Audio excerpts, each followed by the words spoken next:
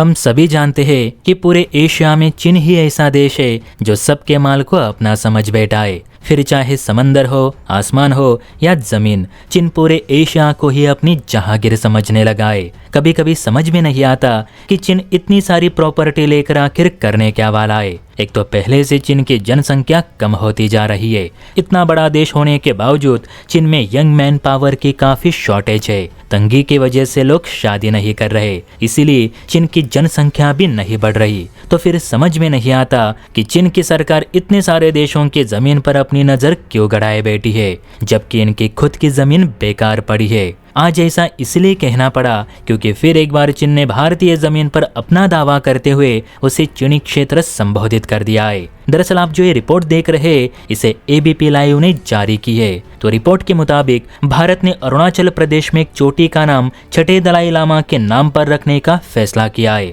जिसका चीन विरोध कर रहा है। दरअसल अरुणाचल प्रदेश को लेकर भारत और चीन के बीच एक बार फिर से विवाद गर्म हो रहा है। इस बार मामला अरुणाचल प्रदेश की एक चोटी को नाम देने से शुरू हुआ। असल में भारत ने अरुणाचल प्रदेश की एक चोटी का नाम यानी सांगयांग गात्सो के नाम पर रखने का निर्णय लिया और भारत के इसी फैसले से चीन को मिर्ची लग गई है। अब उसने इस नामकरण का विरोध करते हुए भारतीय क्षेत्र पर एक बार फिर अपना दावा ठोक दिया। दरअसल चीनी विदेश मंत्रालय के प्रवक्ता लिन जियान ने अपने बयान में ये कहा कि भारत व्यर्थ में चीनी अधिकार वाले इलाकों को अपना बता रहा है। हम ये कतई मान्य नहीं करेंगे कि भारत चीनी क्षेत्र में तथाकथित अरुणाचल प्रदेश को स्थापित करे। जिस चोटी को भारत ने छठे दलाई लामा का नाम दिया है वो भारत का अरुणाचल नहीं तो चीन का जंगनान क्षेत्र है। भारत सरकार इस गलतफहमी में बिल्कुल भी ना रहे कि हम इसे अरुणाचल मानते हैं, बिल्कुल भी नहीं। चाहे तो भारत इस पर हमसे बातचीत कर सकता है, हम उसके लिए भी तैयार है। अब इस पर भारत सरकार की ओर से ये कहा गया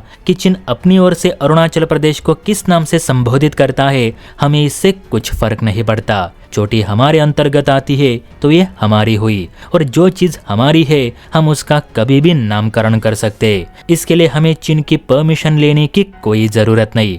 और वैसे भी चीन भारत की विस्तारवादी नीति को फॉलो नहीं करता, जिसमें दूसरों की जमीनों को हड़पने के मंसूबे शामिल रहते हैं। अरुणाचल भारत का अभिन्न अंग है। ये किसी देश से चुराया हुआ प्रदेश नहीं जिस पर चीन अपना अधिकार होने का दावा करता है। और अपने इलाकों को नामकरण करने के लिए हमें चीन के साथ कोई मीटिंग करने की जरूरत नहीं। अब चीन का विदेश विभाग और कम्युनिस्ट पार्टी कितनी भी चिल्लाए, इस चोटी को छठे दलाई लामा यानी सांगयांग गात्सो के नाम से ही पहचानी जाएगी। और अगर चीन इतना ही इसे अपना इलाका बताता है तो फिर यहाँ अपनी आर्मी भेजकर इसे प्रोटेक्ट क्यों नहीं करता? सिर्फ बीजिंग से बयानबाजी क्यों हो रही है? जय हिंद।